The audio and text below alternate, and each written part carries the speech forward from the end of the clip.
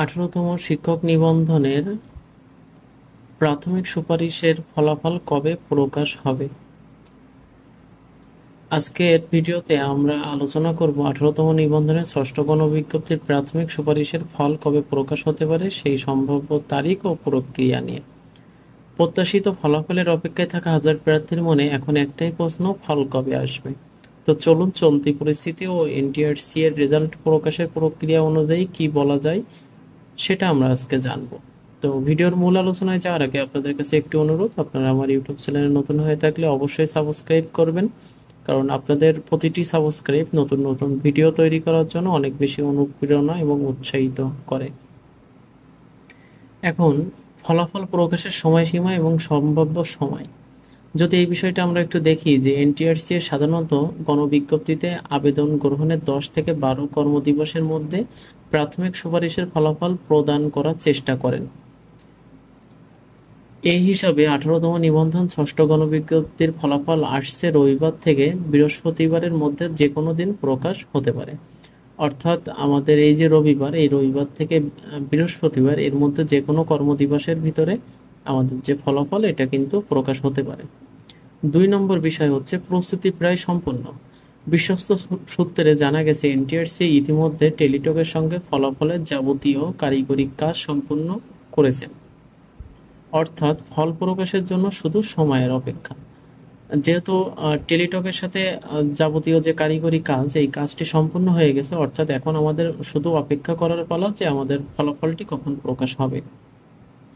তৃতীয় বিষয়টি হচ্ছে নির্ভুলতার বিষয়টি গুরুত্বপূর্ণ।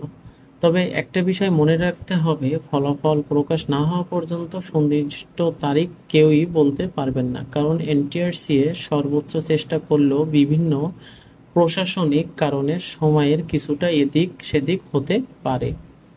এখন দেখেন, কিছু প্রশাসনিক কিন্তু কিছু ঝামেলা থেকেই থাকে। এখন সব সব অধিদপ্তরেই কিন্তু এই সমস্যাটা থাকতে পারে।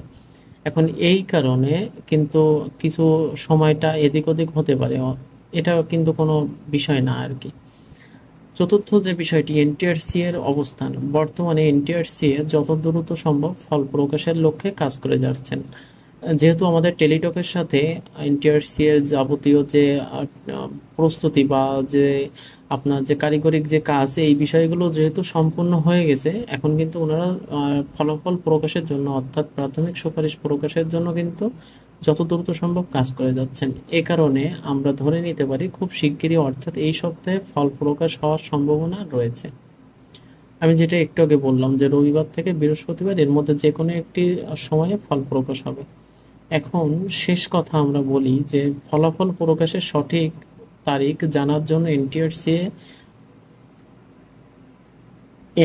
এখন ফলাফল প্রকাশের সঠিক তারিখ জানার জন্য এনটিআরসি আধিকারিক ওয়েবসাইট এবং অর্থাৎ এনটিআরসি এর যে মূল ওয়েবসাইট এটা এবং আমাদের চ্যানেলে চোখ রাখতে পারেন। দেখেন, আমাদের যে আইসিটি ইনফরমেশন, এই চ্যানেলটিতে আপনারা ফলো করে রাখলে বা হচ্ছে আপনারা যদি সাবস্ক্রাইব করে রাখেন, তাহলে কিন্তু আপনারা সবার প্রথমে আপনারা যে নতুন যে আপডেট নিউজ, লেটেস্ট যে নিউজ, এটা কিন্তু আপনারা অবশ্যই সবার আগে পাবেন।